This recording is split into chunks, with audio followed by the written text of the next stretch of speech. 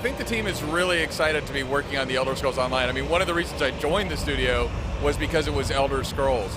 So the team, being huge fans, are as equally excited to get out more details as possible, but we have to be very careful about what we show. So the world is going to be full of interactivity, it's going to have a huge breadth and scope, and really you're going to be able to play the way you want to play.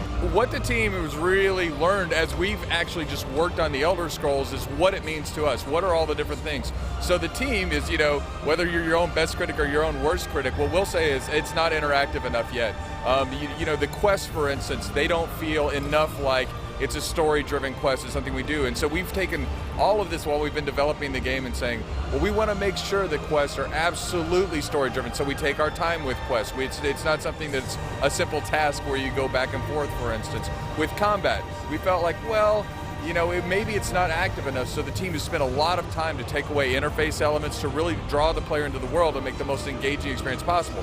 And then it's some natural things that come out of Elder Scrolls, like it's active, it's reactive combat, and so the combat system feels, I would say, extremely different from anything you've played before. It feels great. The closest thing I can actually say our combat feels like is Skyrim's combat in a lot of ways.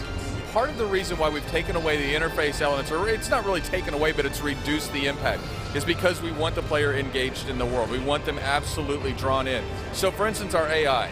Our AI, or our enemies that the players will fight, will actually have moves that they do that the player has to kind of watch on the screen for. And then that becomes, it's an interesting thing because we give you these core mechanics to deal with it, like the block, maybe like crouch, there's interrupts. I can hold down a button, right? I can hold down a button, and when I hold that button down, it actually makes my attack more powerful. So when I let go of that attack, or where in the cycle I let go of that attack determines how hard I hit, but also it makes me a little vulnerable when I'm hitting it.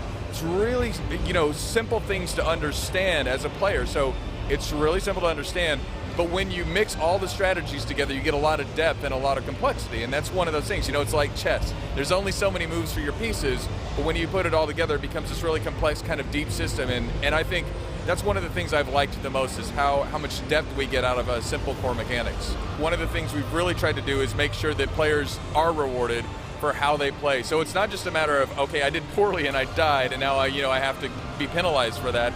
It's more of, we say, well, if you want the best loot in the game, or you want the best stuff that you can get, if you play really well, if you use these core mechanics effectively, if you do combat effectively, then we're going to reward you even more. So there will be things that you see in the world, like better loot for playing better.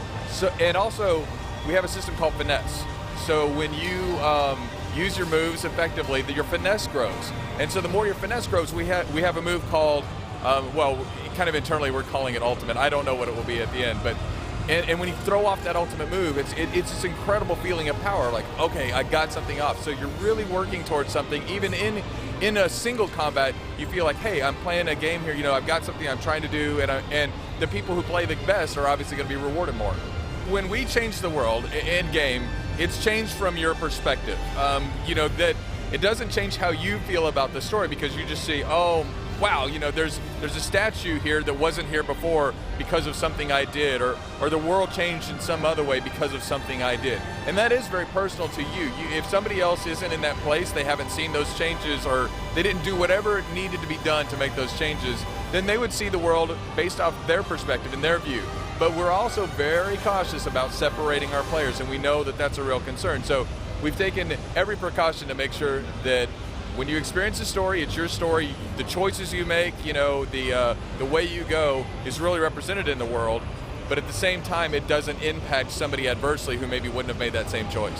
When we made the decision for our players to be able to play on lower-end machines, lower-spec machines, those machines, and the reason we feel comfortable in doing that is because it's not always about, does it have the best engine, or, what can it do? Can it, push the most pixels? It's really about, is the art style gorgeous? Does it look really good? And I think, anybody who looks at our game and who sees the environments we're creating, they'll see, well, this really does look gorgeous. And more than that, it looks like Elder Scrolls. So since we're covering such a huge breadth of of Tamriel, our art style has to encompass all of the different cultures in Elder Scrolls, right? So that's one of the big things that we've really tried to do, is make sure that looks good.